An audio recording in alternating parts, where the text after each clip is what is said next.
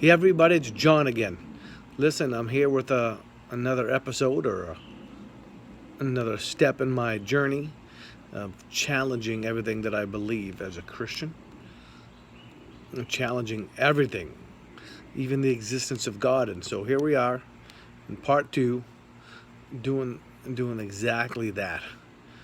Now remember, this is things I've studied, researched, just thoughts that have come to my mind, conclusions I've come to. Yeah, again, on my own personal journey, and I'm kind of documenting it. All right, so why is it possible? This is the question I asked. Why is it possible that the universe exists? So, even though there is a possibility that the universe would have never existed, it does exist. So, in other words, there's a possibility that you never would have existed. Your parents never would have gotten together. They never would have conceived. There is that possibility. You were not imminent. However, you did happen. So does the fact that the universe exists, even though it couldn't, or maybe not couldn't, even though there was a possibility that it couldn't have, does this mean that there is a God? Now, I know this is maybe confusing. It's confusing me. I'm just trying to talk about it. So let me try to say that again. A book only exists because somebody made that book. However, the possibility existed before the book was made that the book would never have come into existence. Got it so far? However, it did come into existence, which means that somebody made the book. So, let's think about this in terms of the universe. There is a possibility, or was, not anymore, but there was at one point a possibility that the universe never would have existed. It was either it would exist or it wouldn't exist. However, it does now exist. So does that mean that someone made the universe? Well, or in other words, does that prove that there is a God? The answer is no. It does not definitively, let's say that again. It does not definitively prove that there is a God. However, it does kind of like, throw the pendulum in that direction, right? So the more I read and study, the more I go back and forth on this. Well, no God, God.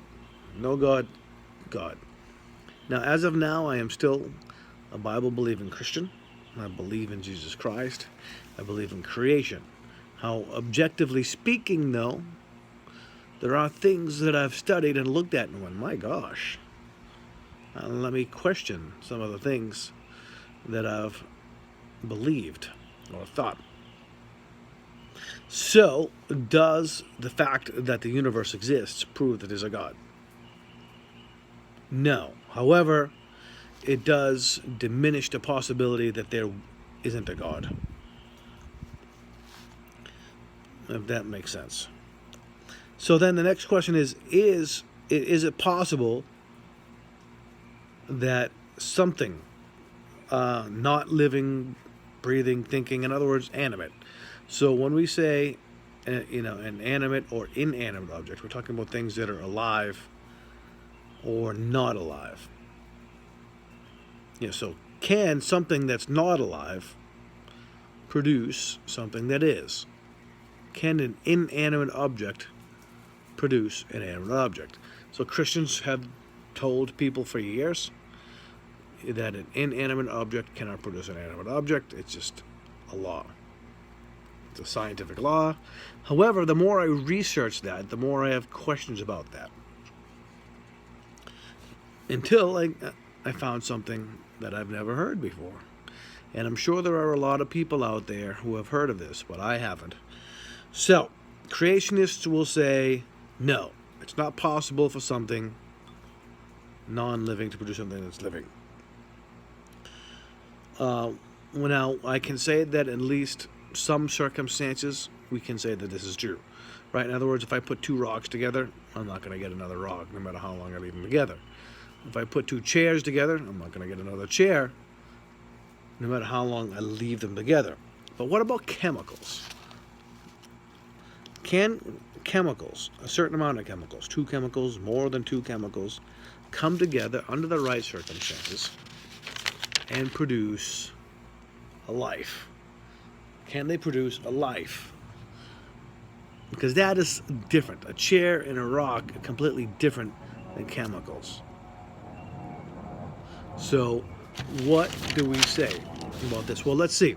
Columbia University, a very highly recognized university, says that one of the 7 characteristics of a living organism is reproduction. Living things, they produce things that are similar to themselves to survive throughout time. In other words, in order for a species to exist beyond one generation, they need to reproduce. That's why, certain species, or every species, has gone on for hundreds, thousands of years. So Quora.com says that no, non-living things, cannot reproduce. It says here, and this is a quote, reproduction ultimately means that the cells of a living organism divide and produce more cells, end quote. So in other words, non-living things don't have the capability of reproduction. Why? Because what most people don't realize is that non-living things don't have cells. That's right. Only living things contain cells, my friends. Only living things. So, therefore, a non-living thing cannot reproduce because it does not have cells to divide. All right, so Utah Science says, quote, non-living things don't breathe, eat, grow, or reproduce, end quote. TutorVista.com says, and this is a quote, the absence of nutrition, excretion, respiration, reproduction, irritability, and adaptation are characteristics of non-living things. In other words, non-living things, don't have nutrition, they don't excrete anything, they don't breathe, and they don't reproduce. All right. So, it's looking kind of bad for the non-God thing here. Now, living things have cells, therefore they can reproduce by dividing those cells or producing more by copying the DNA, their own DNA. Non-living organisms do not have cells, so therefore they cannot reproduce. All right, this is going to go somewhere real quick that maybe you didn't realize, or something that we didn't think about before. Okay, so here, therefore, at least we know non-living things don't reproduce after their own kind. Okay, that's the key. We're talking about reproduction now. We're not talking about non-living things producing living things, or living things producing living things. Okay, we're just talking about reproduction after its own kind. Non-living things cannot reproduce after their own kind. Okay, an example. A rock can fall on a piece of glass. It's not going to reproduce another rock. It's not going to produce more glass, although it may look like it because the fragments have multiplied, but really it's just the same glass broken up. And it's not going to produce any kind of hybrid of the two. However, non-living things do cause things. They don't reproduce, but they cause things. In this case, it produced broken glass. In the case of maybe two rocks falling on each other, hitting each other, they would cause broken rocks, sparks, different things. So non-living things can cause things. A non-living car, running my ass over, could cause me to die or break a leg or something, right? All right, so now the question is, can two or more chemicals, like we said, cause life? They can't reproduce more chemicals because they're not living, they don't have cells. However, can they cause life? Can they cause something different than themselves? Well, let's check this out. So this is something I just learned about, and I did a lot of research and study on it once I found out about it, because it kind of changes things. All right, so there is this science. It's a theory, really, not really an exact science, called abiogenesis. The prefix A stands for no or nothing, thus atheist, right? No God, or somebody who doesn't believe in God. Bio, meaning life, and genesis, meaning beginning. So in other words, it's the theory or the science about the process of non-living things producing living things. Okay, so this is an actual science. It's an actual process, or a theory at least, about a process. So now I saw this, and I'm saying to myself, oh, the pendulum's going back this way. All right, still believing in the Bible, still believing in Jesus, but you gotta really consider this. If there's a science showing that non-living things can produce living things, calls into question a lot of the things that Christians have told us, including the law, supposedly, about inanimate objects not producing animate objects, and the fact that God exists may call that into question. However, let's do the research. Let's think this through. All right, so the physicsoftheuniverse.com says, and this is a quote, it says, however, no one has yet succeeded in synthesizing a protocell using basic components which would have the necessary properties for life. Also, this same website says that it is presumed that over a few 100 million years of evolution, prebiotic molecules evolved into self-replicating molecules by natural selection.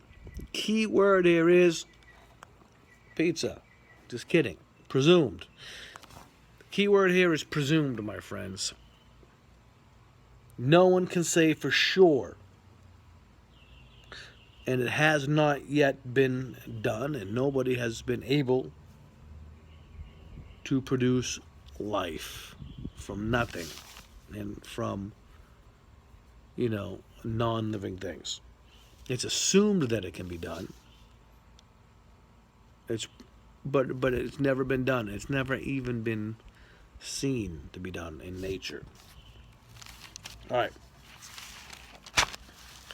So, this, my friends, is being said by people who believe in it.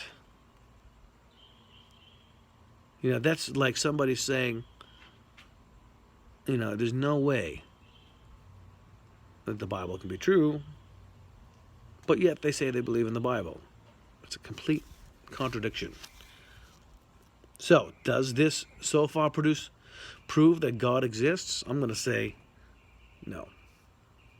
But it's going to cast a lot of serious doubt on anybody that thinks that God does not exist. Okay, so let's look at abiogenesis to see if it can be proven. Because, according to what we've read so far, no. There's a guy, his name is George Whitesides, professor at Harvard University, who happens to be an expert in chemical evolution. He's a chemical evolution expert. He's a professor at Harvard University, my friends. This isn't the community college on the street. This is Harvard. Harvard. So the guy from Harvard says he has no idea how abiogenesis could produce life on Earth. He has no idea how it did. He just believes it did. And this guy's an expert. He's a professor at Harvard University. Are you kidding me? An expert in chemical evolution, professor at Harvard University, says he has no idea how it could have happened, and he believes it. It's not looking so good for the abiogenesis thing, is it? All right, sciforum.com. So this is okay. So this is like this chat site I happened to stumble upon, and so I happened to stumble upon a guy who was apparently arguing with a Christian about creation, non-living things producing living things, abiogenesis. And so he's asking some of these dudes on this chat site for help. Hey, I need help. This guy's got me in a corner. What do I do? What do I do? And so, here's a quote from somebody on that site who happens to believe in abiogenesis, who's trying to help this guy out. And he ain't doing him much good. He ain't helping him out much. This is what he said. There is more than one theory of abiogenesis, none of which have conclusive evidence. This is a guy who believes it. He's trying to help this other dude out in an argument. Are you kidding? That ain't helping him out. That's a dude you'd like to smack. Hey, dude, I'm looking for help. You just made it worse. Okay, so a lot of these guys will quote or use or talk about the Miller-Urey experiment. So what this was is a couple of guys, one named Miller, one named Urey. I'm assuming I'm saying his last name right. All right. So, Miller and Urey got together, and they got a bunch of gases that were most likely, at least according to them and a whole bunch of other scientists, most likely present on Earth at the time that life was ultimately created. And they tried to reproduce conditions that they believed existed at that time. And, a certain amount of atmospheric pressure and all that. And so, they produced some materials, amino acids, things like this, which are considered the building blocks of life. So, abiogenesis adherents will say, see? And one of these guys on this chat site says, see, now we know the building blocks can be produced. We know that the building blocks of life can be reproduced. We just need to actually make the life by putting them together in the right order. If you didn't produce life, if this experiment didn't prove, that life can be made, then you can't use it to back up your theory that life can be made from nothing or non-living things, abiogenesis. Abiogenesis hasn't been proven because the farthest they've gone is put together the building blocks. The certain chemicals, the certain molecules that could eventually possibly produce life. But they haven't actually produced life, so far you're full of crap, okay? All right. Now remember, I'm coming at this from neutral. Now, this is something that creationists always like to point out, that, you ain't produced life yet. So, does this prove God? Not yet. But here's something. Let's think this through. I didn't read this anywhere. I took all this information and I thought it through and I considered it for like a long time. And let's pretend that abiogenesis can be proved. Let's say these guys put together these amino acids and all these other molecules and building blocks together in the right way in a lab and produce life. First of all, you're producing a single cell organism. Next, does this production prove that there is no God? No. So abiogenesis, something used to prove that there is no God, actually proves that God exists, or casts serious doubt on the fact that God doesn't exist. Think about it. It's never been observed in nature. So it's never been observed being done by accident on its own, by chance. So even if it was done in a lab, what does that tell us? That it took an intelligent being, a thinking being, to put the building blocks together to cause a life. So really what it tells us is there had to be an intelligent being to put these things together in a way to produce life from non-living things. So abiogenesis, my friends, actually proves that there had to be some kind of God, some kind of intelligence. Now, abiogenesis has never actually been proven, so this doesn't technically prove that God exists. But what it does is take the science and theory of people who don't believe in God and takes their own theory and turns it against them. Okay, again, coming at this from neutral. All right, so, and let's think this through. This is another thought that I had. God used abiogenesis, at least according to the Bible. If you believe the Bible to be true, then God took non-living dust, non-living dirt, my friends, and produced a living organism.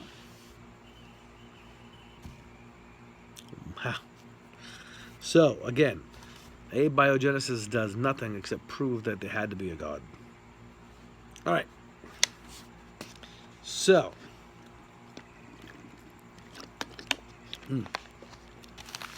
moving forward, my friends. All right. So I guess the next question that I had was, therefore, can we conclude that an inanimate object can produce an animate object? Yes. We can conclude based upon everything, that's been said so far, everything that's been read so far, all the evidence points to, no. An inanimate object cannot produce an animate object. A non-living thing cannot produce a living thing. It's impossible. It can't be seen. And hasn't been seen and can't be done. If it's ever done, outside of a laboratory, in other words, we see it produced naturally in nature, then, then you're good. And then you can say, yeah, there's no God. But until then, all the evidence is going this way.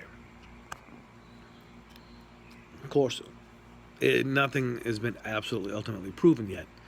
But my gosh, it's not looking very good for the other side. All right. Okay.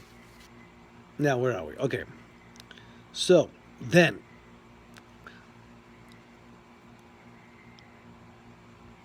So now let's say that the living organism produced other living organisms, right? A living thing produced living things. Okay. Was it a non-thinking single cell that just happened to multiply and multiply and multiply and produce mutations, which is, the real way, to say evolution? Or was it a thinking being? Because, see, the abiogenesis stuff that we just went through, all that really shows is there had to be something alive. It doesn't show us that it was designed on purpose. It doesn't show us that was an actual created, thought out plan. It could just been a non-thinking single cell living organism that produced all that stuff. Okay. So in other words, does a design imply that there must be a designer? Okay. So again, a lot of reading, a lot of thought is going into this. And this is my personal journey. It's the things that I'm thinking about, considering. And it says, well, here are my notes. The things that I'm going through in my research. It says, if in a laboratory the correct order and process cannot be found to create, even a single-celled organism, how can things vastly more complicated come together by chance? So let's say these guys do, in a laboratory, produce a single-celled organism, because that's all they're really trying to get. It took, if it's that complicated just to do that, what about the vastly more complicated stuff that has to be produced in order to get what we have now? Okay?